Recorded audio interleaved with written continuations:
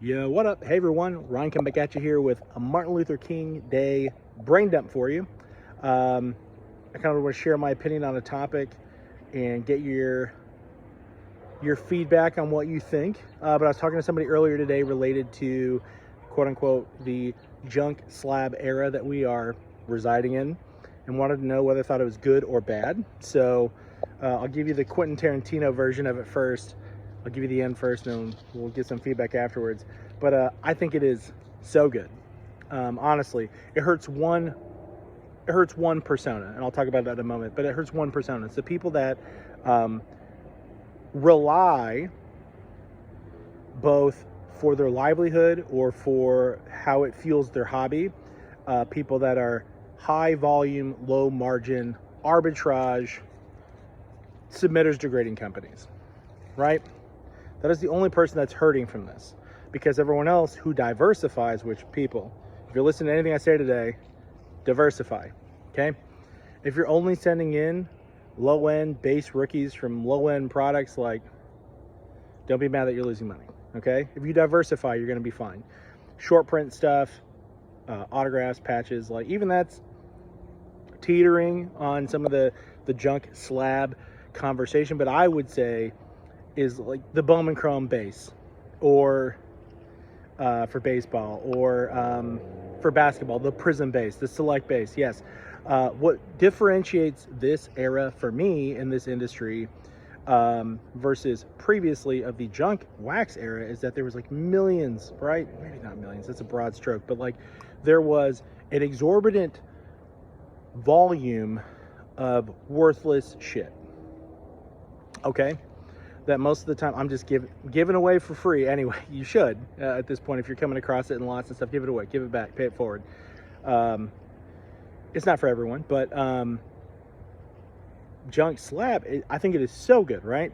Put yourself in like a kid's shoe. Like I used to be a kid, I believe it or not, with all this gray. I used to be. You did too.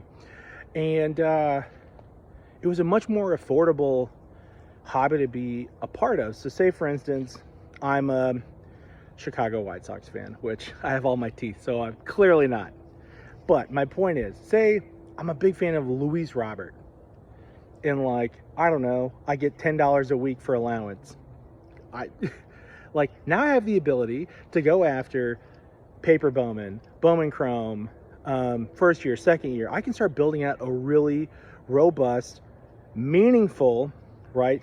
Meaningful is success. Rich, all these terms are fluid in the eye of the beholder, right? But I'm saying a meaningful foundation of staple pieces, right? I use that often, the phrase staple pieces. Iconic pieces, right? Like things that are iconic for certain players or teams that I like. Junk slabs are phenomenal for that kind of thing, right? And listen, if you're butthurt that John Morant's Prism 10 only sells for 130 right now, first off, I give you grace because you're what I would call a COVID baby. People who joined the hobby 2 years ago, when it was the Wild Wild West, and unlike any other time in history, or it will ever be again, right? So now we're back to getting it normalized. It's basic economics to understand that supply and demand, right? As the supply goes up, people are like, oh yeah, the price is going to go down, for sure. But the moment like John Morant is out here solidifying who he's supposed to be, right? He is a generational talent. Like he will begin to get locked up in people's collections, and then like the demand will go up and the price will go up with it because the supply will be down. What you're seeing today is the product came out in 2019 and say, for example, has 50,000 PSA 10s. Yeah, there's a lot of people that are still trying to make their nut on it before it ends up in their collections. Now, what I'm saying to personas earlier is one of the things that's most appealing about our hobby is that there are so many personas. I'm saying hundreds. I work in product for a living. I don't do cards for a living yet, but currently I work for one of those plastic card companies that's in your pocket. And I've never worked for any company, any industry that has as many personas as the sports card, non-sports card, memorabilia, toys, collectibles industry has. I'm saying by that you have people that are full-time flippers. You have people that are full-time collectors. And in each one of those different umbrellas, you can get weedy quick. You know, you might have guys that only collect USC, or only Heisman Trophy winners, or only Matt Leinart, or only Oakland A's, or all Oakland A's first basemen. And you have people that, they just collect and absorb and consume in our hobby for different reasons. And I think it's important to know, I made my Monday motivation today, we're all in this together. And in the hobby, it is so extremely relevant that like every one of these personas has to be fed in order for the harmony for a healthy industry and one that's progressive and growing and innovating. Every one of these people need to be fed and attended to.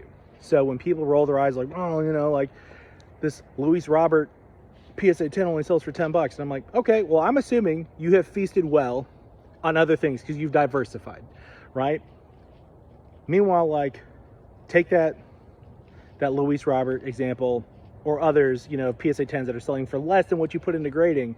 Again, diversify and know that like whatever it sells for, like you're keeping the ecosystem strong. Like take a loss here and there, that's fine, and try to avoid it where you can. There's really only one persona that hurts. I said it earlier. It is the people that are high volume, low margin, only submitters are the people that are getting hit right now, and they will be, even if like PSA keeps their prices at 15 or in that $15 and $19 range. Like, yeah, you're probably not gonna make a ton of money.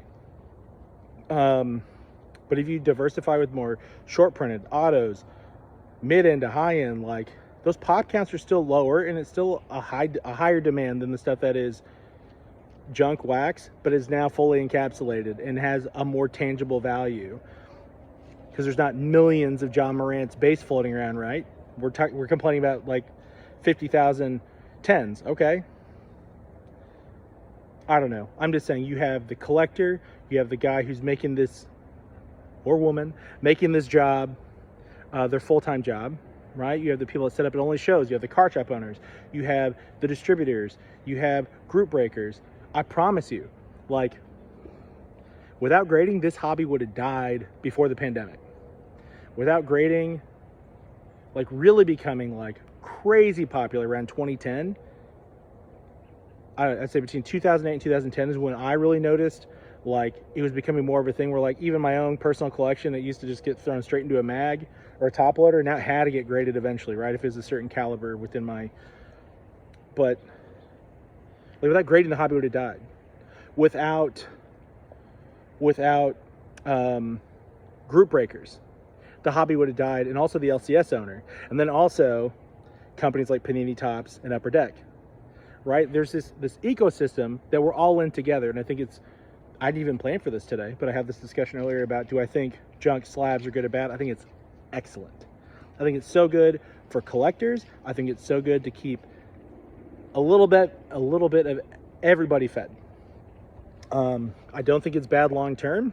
Like, I think the people that are worth throwing him at, like the Luis Roberts of the world or John Morant, save this video, check it 10 years from now. John Morant's base prism, if he's still on the trajectory he's on, 130, we're all going to be kicking ourselves in the nuts for not buying them every day and hoarding them for 10 years. Just saying. Because of basic supply and demand. These people have good careers. I understand what the pot count is. We could talk about that all day. But, like, it's basic economic supply and demand. Is that eventually people will stop cracking that product. There'll be less and less of it to open. There'll be less and less of it worth getting graded. The volume of what is getting graded will go down. And whatever, you can't be mad that, like, in a time where, like, people can complain about quality assurance, like, most ultra modern cards are coming out pretty minty, right? Between 9s and 10s, pretty minty. I'm just saying, I do breaks daily and have for a very long time, and I can tell you 99 times out of 10, like, most things are coming out mint, and that's not bad, and I won't believe it's bad. I hate even saying junk slab.